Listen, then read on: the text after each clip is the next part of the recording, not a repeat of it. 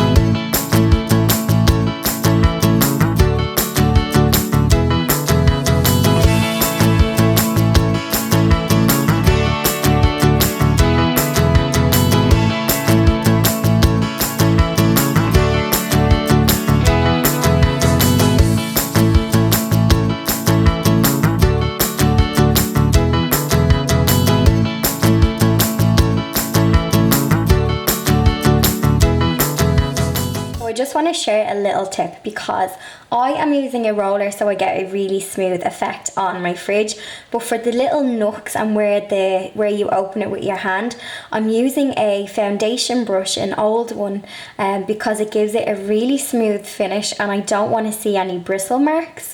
I don't mind this one. Another tip is to use like a paintbrush, like an artist brush, and then just get one that's like really smooth, and I find this one is the best, and this is the one from Pennies and it's only about, I think it's €1.52, really cheap, and I use this on a lot of my projects.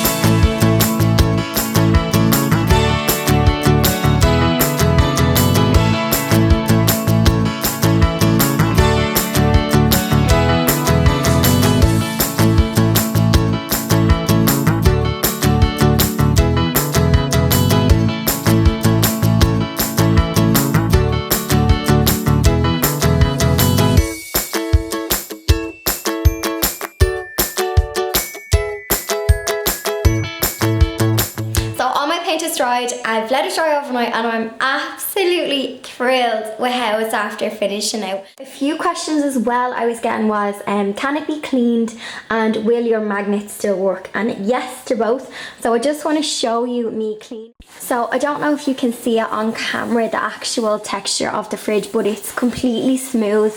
It's a satin wood paint, so that means you can literally wipe the whole thing down and it's not coming off or it's not chipping or peeling. I think you can see it got better there. So then for your magnets will still stick. It doesn't affect it whatsoever. The only thing I will say is, like, obviously the paint is nice, dry and hard. It's not chipping it, but I would give it a good month before you leave your magnets on in case it chips the paint. But as you can see, it hasn't affected the paint at all, but just give it time for the paint to cure. I was also really bold and picked up a new microwave because after I had painted this and this had dried, I was like, there's no way I can put that ugly black microwave back. So I got rid of the radio and I treated myself to a new microwave, and I just put I had this radio upstairs in my bedroom, so I just popped it here. So my ugly black corner in the kitchen is now transformed. I have wrote up a blog post on my blog. I'll leave the link to it down below with all of the kind of wordy step-by-steps, because I'm not too sure if I was able to capture it all in a video, because I recorded it over like 2-3 days. So I hope you kind of got the gist of how I done it, but basically what I've learned was the most important thing was priming, and that was the kind of messiest part, was priming, and the smelliest. But then once I got to put the pink on, that was perfect, and I'm absolutely delighted with my fridge. I am so pleased with it, all for the cost of what, a tin of paint and 2 cans of primer. I'm so delighted. As always, thank you so much for watching, and if I could get a cheeky thumbs up and subscribe if you want to see more DIY videos like this.